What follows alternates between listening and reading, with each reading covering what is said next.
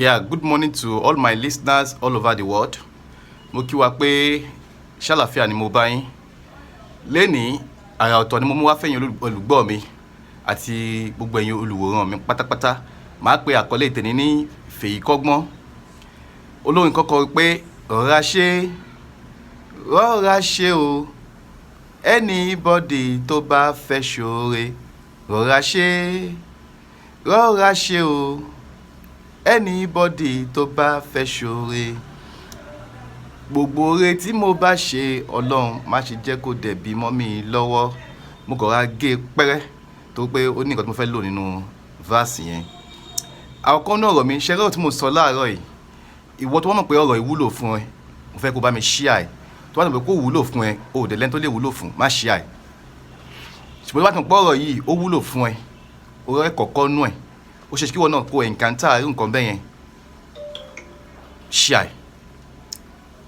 Mind you, nǹkan tí mo fẹ́ sọ yìí kì í ṣe content o, kì í ṣe àròsọ. This thing happened to me yesterday. Ó ṣẹlẹ̀ sí mi gangan lánàá. Although it was an encounter, at the same time an experience for me. Mo wá fẹ́ káwọn olólùfẹ́ mi náà káwọn náà kọ́ ẹ̀kọ́ kan tàbí méjì láti ara ẹ̀. Reality ni mo fẹ́ sọ tó ṣẹlẹ̀ sí mi lánàá. Ọlọ́run ọba nìkan ló kó mi yọ. Kó bá ṣẹlẹ̀ sẹ́yìn náà àti pé tó bá ti wá ṣẹlẹ̀ sí yín, kí ni best decision tẹ́ láti take? Ẹ̀yin náà lè máa sọ fún mi tó pé tí ìwé bá ṣẹlẹ̀ sí mi ń jọ mi, kí ni decision tí mo gbọ́dọ̀ take, kí ni mo fẹ́ ṣe. A lè sọ pé àní ṣe oore mọ́, ṣùgbọ́n bóyá tá a bá fẹ́ ṣe ẹ ká máa wà careful, ká máa wo oore yẹn, ká study ẹ̀ vividly. Bí mo ṣe wà calculative tó, bóyá jẹ́ pé táwọn kan bá ń calculate, èmi máa ń calculate fast ni. Àná yẹn mo dọ̀ọ̀lù ẹ̀ lánàá. Kí ló ṣẹlẹ̀? Mo wà ní ọ́fíìsì mi lánàá ní ọ̀dọ́mọdébìnrin kan, ọmọ kékeré ni. Nígbà tí mo bèrè ọjọ́ orí ọmọ yẹn tí ìjọmọ ọdún 10 lọ, ló bá súnmọ́ mi pé ẹ káàsán sáà. Mo ní báwo ni o, ṣàlàfíà ni. Ó bẹ̀rẹ̀ sí ń sunkún. Mo ní kí ló dé tó ń sunkún, kí ló ṣẹlẹ̀? Àwọn òbí ẹ ń kọ́? Ó ní kí n ṣáà fóònù ní fóònù mi. Mo ní fóònù mi, kí ló fẹ́ fi fóònù mi ṣe? Báwo ni fóònù tèmi ṣe fẹ́ wúlò fún ẹ? Kí ló fẹ́? Mo bá bẹ̀rẹ̀, ó bá kálá yìí ó bá ṣe. Ó bá ní òun ń bọ̀, ó wà ní school uniform tó tọ́. Màá fowó bo school yẹn láṣìírí àti agbègbè ibi tó ti ṣẹlẹ̀. Èmi ló ṣẹlẹ̀ sí, inú ọ́fíìsì ló ti yàtọ̀ tó wá bá mi. Kí ló ṣẹlẹ̀? Òun àtàwọn ẹ̀gbọ́n òun làwọn jọ ń bọ̀ láti school. Òun kọ́ dẹ̀ wẹ̀yìn òun wà rí àwọn ẹ̀gbọ́n òun mọ́. Ibo àwọn wá ṣe rìn, ṣé ọmọ kékeré làwọn ẹ̀gbọ́n yẹn ni? Ó lágbàlagbà ní SS1 ni àwọn méjì wà nù, ìkan wà SS2. Mo ní tó wáyé pé bẹ́ẹ̀ ni àwọn yẹn máa ti lọlé nìyẹn due to experience. Ó wá ní àyọ̀ pé òun ò ṣọ̀pọ̀ ti lọlé. Ìwọ́dẹ̀ máa lọlé, ibo ilé yín? Ó ṣáà ní ibìkan níbẹ̀ yẹn, ibìkan níbẹ̀ yẹn mo fọkọ̀ bẹ̀yẹn náà láṣìírí. Ó dà, jẹ́ kí n fún ẹ lówó kó fi gun bike, màá mú ẹ sọdá, wàá gun bike. Class wo ni wọ́n wà? Ó ní JSS1. Mo ní no wonder, 10 years JSS1 kò sí lè ju bẹ́ẹ̀ náà lọ. Mo ní o ṣe ìwọ school ni o sì lè mọ ọ̀nà dáadáa. N bá tọwọ́ bá pé kí n fún ọmọdé yìí lówó.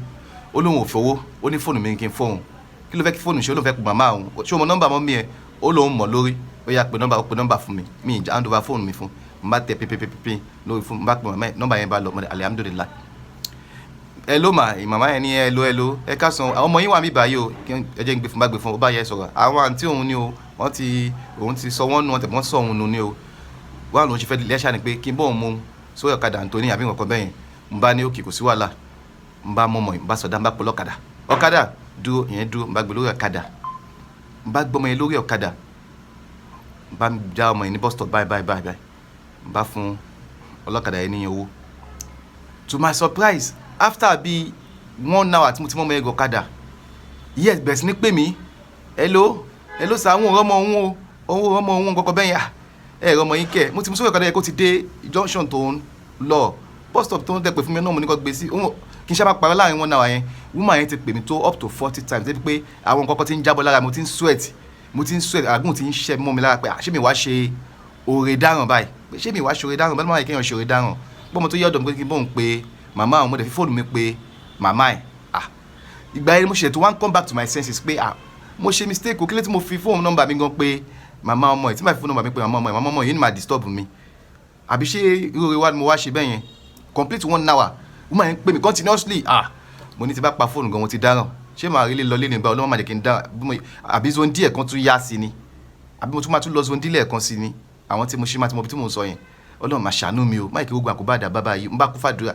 bẹ́ẹ̀ lára mo ń sweat mo ń bèèrè kí ló ṣe mi olú ayé mo ní ẹ máa wò ó tí kò ṣeé sọ torí mi ìmọ̀ èèyàn tó wà lẹ́gbẹ̀ẹ́ mi kò ṣeé sọ bá ní ok èmi náà bá tún gbé báyìí bá tún lọ sí street ọmọ yẹn dárúkọ bá tí mo débẹ̀ mi ò rọ́mọ tó bá jẹ́ pé ẹ̀yin ni ní nǹkan bẹ́ẹ̀ ṣẹlẹ̀ sí kí lẹ máa ṣe àti pé tí scenario yẹn bá ọkọ̀ ń jọ́ mi sí yín bóyá ẹni wàá bá yín pé ẹ jọ ẹ bá òun fi nọ́mbà òun pé màmá òun ọmọ school ni o ẹ lè ṣaláì má ṣàánú ọmọ kékeré náà ọmọ yẹn age mate lòun àti first born mi ọmọ 10 years àánú ló ṣe mí ìjọ mi in case ìwé bá ṣẹlẹ̀ sí mi ìjọ mi kí ni kí n ṣe because ilé ìkọ́ mi lẹ́kọ̀ọ́ after 2 hours ni woman padà pè mí pé ọmọ yẹn ti délé o pé mo ṣe o mo ní ó dáa kò sí wàhálà alhamdulillah ọkọ̀ tèmi náà ṣe ìbalẹ̀ ni o but láti èní lọ ìjọ tó lọ ṣẹ́rí nọ́mbà mi ẹ delete ẹ lórí fóònù yẹn má pe nọ́mbà tèmi mọ́ o mi ò ní ṣe oore ṣe o mo wá fẹ́ kẹ́ drop comment sínú comment section ìjọ mi tí ìwé bá ṣẹlẹ̀ kí ni best